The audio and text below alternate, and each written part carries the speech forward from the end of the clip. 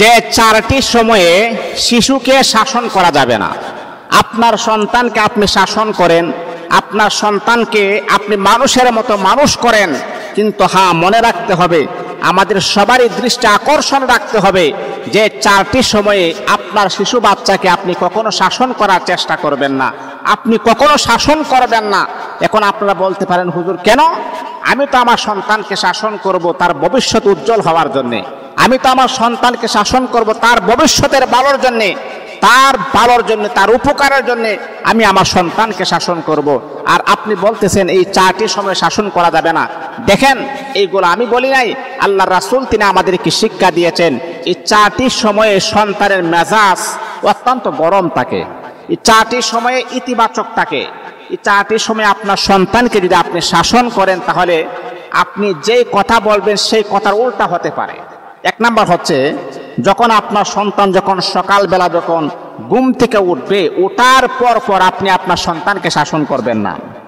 কারণ medical science, বিজ্ঞান বলেছেন ওই সময়গুলোতে শিশুরা ইতিবাচক আচরণ করতে পারে। ইতিবাচক আপনি শাসন করবেন না। কারণ একটা ছেলে অথবা একটা মেয়ে রাত ভর সে ঘুমিয়েছেন, সে ঘুমানোর পরে যখন সজাগ হয়েছে, সজাগ হওয়ার পরে তার এখন প্রয়োজন নাস্তার প্রয়োজন, খাবারের প্রয়োজন। কিন্তু অনেক বাবা মা আছে ঘুম থেকে ওঠার সাথে সাথে তাকে শাসন করা শুরু করে দেয়। না, এটা বিজ্ঞান আমাদেরকে নিষেধ করেছেন। ওই সময় যদি আপনি আপনার সন্তানকে শাসন করেন, ওই সময় যদি আপনি আপনার সন্তানকে আদেশ প্রয়োগ করেন, তাহলে এটার রিয়াকশন উল্টা হতে পারে। এটা কখনো করা যাবে না। কারণ ঘুম হলো আল্লাহ পাক রব্বুল আলামিনের নিয়ামত। ঘুমটা হলো আল্লাহ পাক রব্বুল আলামিনের নিয়ামত। এই নিয়ামত থেকে আপনার সন্তান যেহেতু চলে আসছেন, আপনি তাকে নাস্তা খাওয়ানোর মতো সুযোগটুকু আপনি দিবেন। ঘুম থেকে ওঠার সাথে সাথে আপনি আপনার সন্তানকে কখনো শাসন করবেন না। ঘুম হচ্ছে আল্লাহ পাকের নিয়ামত।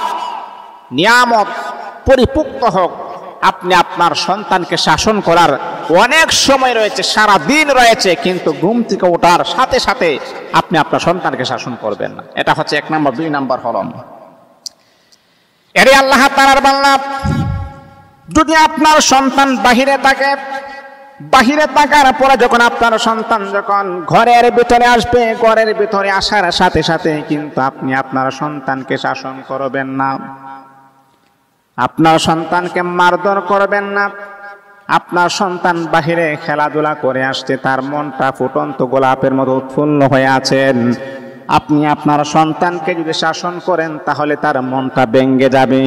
এই জন্য আল্লাহর হাবিব তিনি আমাদেরকে ১৫০০ বছর আগে শিক্ষা দিয়েছেন, শিশুদের মনে কখনো আপনারা কষ্ট দেওয়ার চেষ্টা করবেন না। বাহিরে গেলে আসছে উৎফুল্ল তার মনটা, ওই সময় কখনো আপনি আপনার সন্তানকে মারধর করবেন না, আপনার সন্তানকে আপনি শাসন করবেন না।